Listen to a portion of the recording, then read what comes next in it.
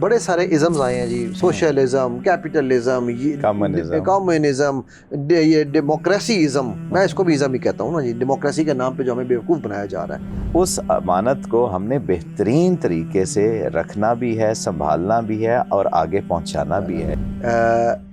400 سال، 7ویں صدی سے لے کر 11ویں صدی تک دنیا میں ٹریڈ کی کرنسی آپ کو پتہ ہے کیا تھی؟ ریاست مدینہ کی بات سب کرتے ہیں، میری ان سے ریکویسٹ ہے کبھی سوک مدینہ کو تو پڑھ کے دیکھو یار، پیسہ پھینک تماشا دیکھ، یہ دنیا ایک بندر ہے میرے یار، ڈگ ڈگی بجانا سیکھ۔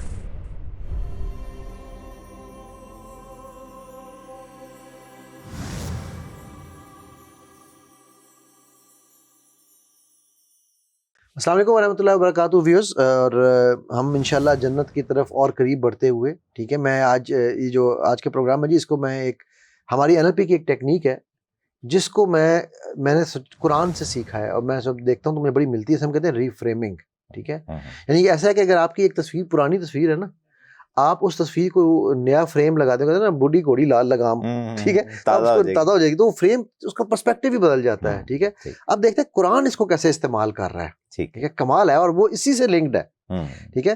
وہ اللہ سبحانہ تعالیٰ فرماتے ہیں قرآن میں کہ اللہ پہ یقین رکھو، اس کے نبی صلی اللہ علیہ وسلم پہ یقین رکھو، اس کے رسول پہ، اللہ اور اس کے رسول پہ یقین رکھو، اور اس میں سے خرچو جو اس نے، جس کا تمہیں اس نے ٹرسٹی بنایا ہے، یعنی کہ وہ میری نہیں ہے ویلتھ، کچھ بھی میرا نہیں ہے، ٹھیک ہے، جس کا اس نے تمہیں ٹرسٹی بنایا۔ کیا لفظ استعمال کریں گے اردو میں ہم ٹرسٹی کے لیے؟ محافظ بنایا ہے یا نہیں؟ امانت دار بنایا ہے، ٹھیک ہے۔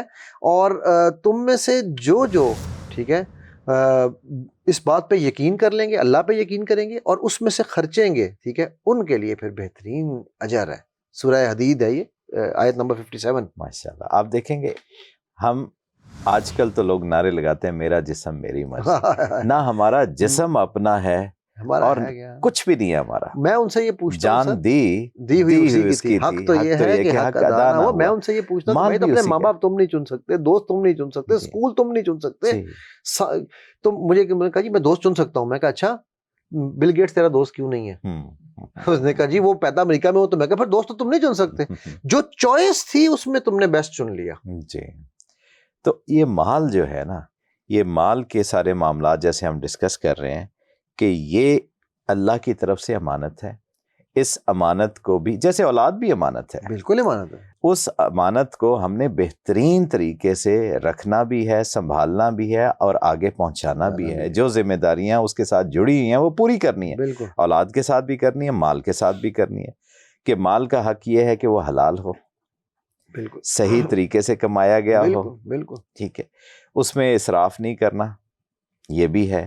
یہ ساری چیزیں ہم نے، اور اس کو خرچ کرنا ہے، پس انداز بھی نہیں کرنا، اور ہم نے مال بہت کمانا زیادہ obligation ہے، ہم نے already پڑھ چکے ہیں حدیث، ٹھیک ہے۔ تو یہ ساری چیزیں اس کے حقوق کے اندر ہے، مال کے بھی حقوق ہے، ہم نے وہ بھی حقوق ادا کرنے ہیں۔ کبھی مسلم جو ہے نا، کبھی مسلمان کی جو ڈیفینیشن ہے اس میں وہ کبھی صرف جسمانی، کبھی ہم نے پہلے بھی کہا اس میں وہ فائنینشلی بھی کبھی، مینٹلی بھی کبھی، ہر طرح سے کبھی، اسپریچولی بھی کبھی۔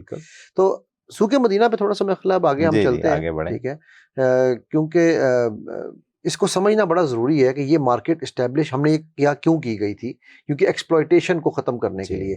تو یہاں پر وہ اپنے بیٹا سوال ابھی جو کیا تھا، ٹھیک ہے، کہ جی وہ میں نے جو مثال دی اس کے اوپر، وہ ایک کمپنی کی جو ٹام والی تھی، ٹھیک ہے، تو بیٹا میں ایز اے کنزیومر بھی اس کو ایکسپلائٹ کر رہا تھا، ٹھیک ہے۔ اگین وہ مجھے تو چونکہ کسی نے لا کے دیا تھا تو میرا اس میں نہیں، لیکن میں اس کو ایکسکیوز نہیں دے رہا ہوں، مجھے پھر بھی اس کو شاید واپس کر دینا چاہیے تھا وہیں پر، بٹ ایکسپلائٹیشن کسی کی بھی نہیں ہونی چاہیے، نہ کنزیومر کی نہ پروڈیوسر کی۔ ہماری پرابلم یہ ہے کہ ہم، وہ کہتے ہیں نا، میرا، وہ کیا ایک بڑی عجیب سی مثال ہے کہ میرا کتا تو تیرا کتا ٹامی، ہم کہتے ہیں یار میری خیر ہے، میں تو نہیں کر رہا نا، ٹھیک ہے۔ تو وہ definitely that is the concept, and this was one of the needs of establishing this market, کہ جس میں یہ ثابت ہو۔ میں آپ کو بتاؤں، وفود آتے تھے، آپ کو شاید اس بات کا اچھی طرح سے علم ہے، یورپ سے، اٹلی سے، یورپ، فرانس سے، جرمنی سے وفود آئے اور آ کے سوک مدینہ کا ماڈل انہوں نے کاپی کیا اور وہاں جا کر امپلیمنٹ کیا۔ صرف یہ نہیں کیا، میں اس کے اوپر آپ کو ترے کی بات بتانے جا رہا ہوں، سوق مدینہ کی ضرورت کیوں تھی، ٹھیک ہے. صرف یہ نہیں کیا انہوں نے، آپ کو پتہ ہے بڑے سارے ازمز آئے ہیں جی، سوشلزم، کیپٹلزم، کمیونزم، یہ ڈیموکریسی ازم، میں اس کو بھی ازم ہی کہتا ہوں نا جی، ڈیموکریسی کے نام پہ جو ہمیں بیوقوف بنایا جا رہا ہے.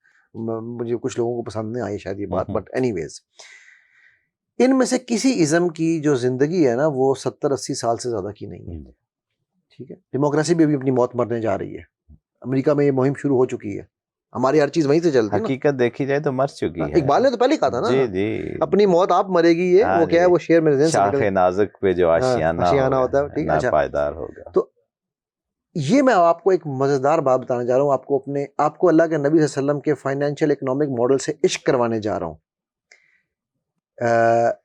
400 سال، 7ویں صدی سے لے کر 11ویں صدی تک دنیا میں ٹریڈ کی کرنسی آپ کو پتہ ہے کیا تھی؟ درہم یا دینار، جو بھی ہم اس کو کہیں گے، ٹھیک ہے.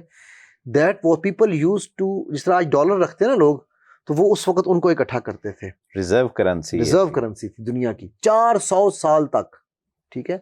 اور مزے کی چیز، اس کے اوپر بھی چلو، کاروباری زبان آج اگر آپ نے چائنا میں خط لکھنا ہو تو کس زبان میں لکھو گے؟ انگلش میں، رائٹ. 400 سال تک کاروباری زبان عربی تھی، ہے نا. فخر محسوس ہوا.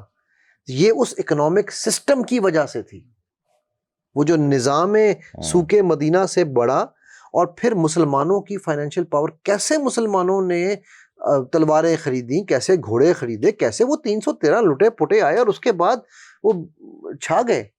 وہ سب برکتیں تھیں اس سوق مدینہ کی. ریاست مدینہ کی بات سب کرتے ہیں، میری ان سے ریکویسٹ ہے کبھی سوق مدینہ کو تو پڑھ کے دیکھو یار. کیا بات ہے، زبردست. اور آج دیکھیں بالکل ایسے جڑے گی یہ چیز.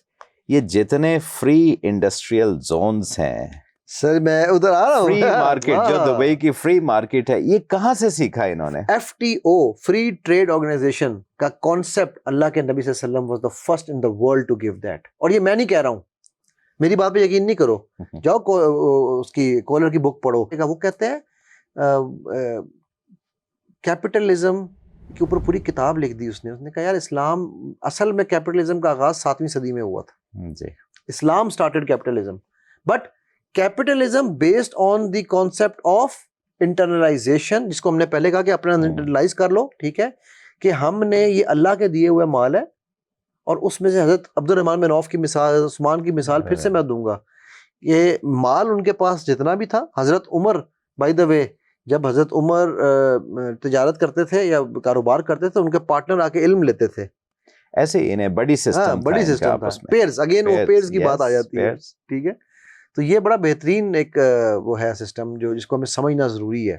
ہمیں فائنینشیل مسلمانوں کو اگر آج دنیا میں اوپر جانا ہے نا، ہمیں ہر چیز کے لیے فائنینس چاہیے.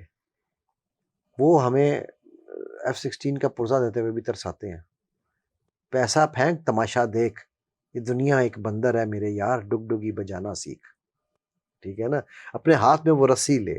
انشاءاللہ اس پہ ہم مزید بات کریں گے کل. السلام علیکم ورحمۃ اللہ وبرکاتہ.